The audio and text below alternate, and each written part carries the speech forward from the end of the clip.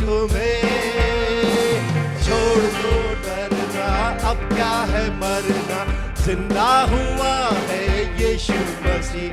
ओ गिरने वालों उठो चलो, यीशु बुलाता तुम्हें।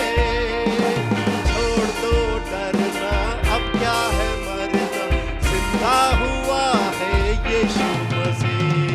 यीशु मसीह देता खुशी, करे महिमा उसकी।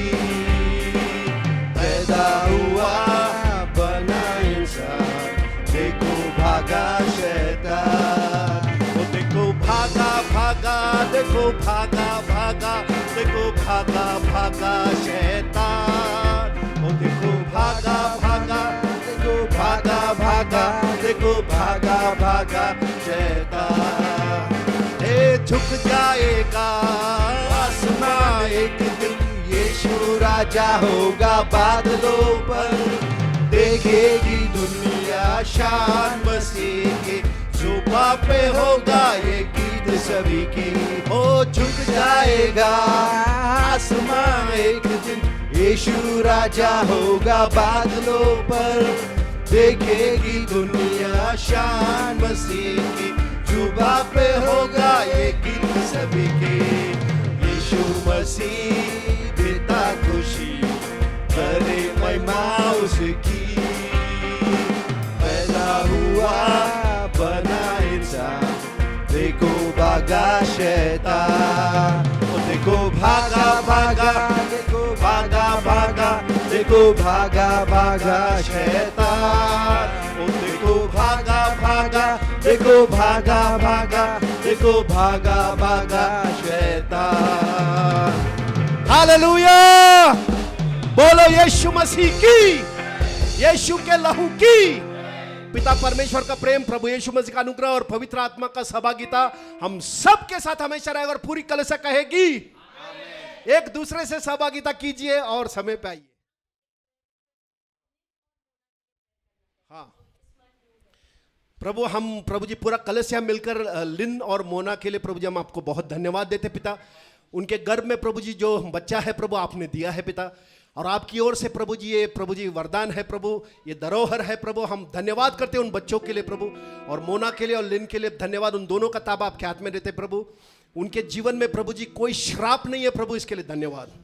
जो हवा के ऊपर श्राप था प्रभु उनके ऊपर नहीं है, क्योंकि वो आपके बच्चे बन गए हैं प्रभु। मसीह यीशु में प्रभु परमेश्वर के जन बन गए हैं, इसके लिए वो उनके जीवन में कोई श्राप नहीं है, क्योंकि प्रभु यीशु आप उनके लिए श्रापित हो गए प्रभु, ताकि वो लोग आशीर्वादित रहे प्रभु जी। उनका जो भी डिलीवरी है प्रभु नॉर्मल होगा, इसके लिए धन्यवाद। बच्चा एकदम तंदुरुस्त रहेगा प्रभु, इसके लिए धन्यवाद प्रभु। उनका जो भी डॉक्टर है, जहां भी हॉस्पिटल वो जा रहे हैं प्रभु, उन सब डॉक्टर का और वहां के सारे स्टाफ का ताबा तेरे हाथ में देते प्रभु। उनके अंदर से हर एक दुष्ट के कामों को, हर एक भ्रष्ट करने वाले दुष्ट के सारे योजनाओं को यीशु के नाम से हम रद्द करते, कैंसिल करते प्रभु। और प्रभु जी हम रिलीज करते प्रभु, आपका फेवर को रिलीज करते प्रभु। और ये नेचुरल प्रभु जी तरीके से प्रभु बच्चा आएगा प्रभु, इसके लिए धन्यवाद। सब नॉर्मल होगा प्रभु, इसके लिए धन्यवाद। आपने ताबा लिया है प्रभु, और जैसे हम विश्वास कर रहे वैसे हुआ है प्रभु, इसके लिए धन्यवाद। सारा महिमा सारा गौरव तुझी को देते पिता, यीशु के नाम से हम प्रार्थना करते हैं, आमीन। हालेलुया।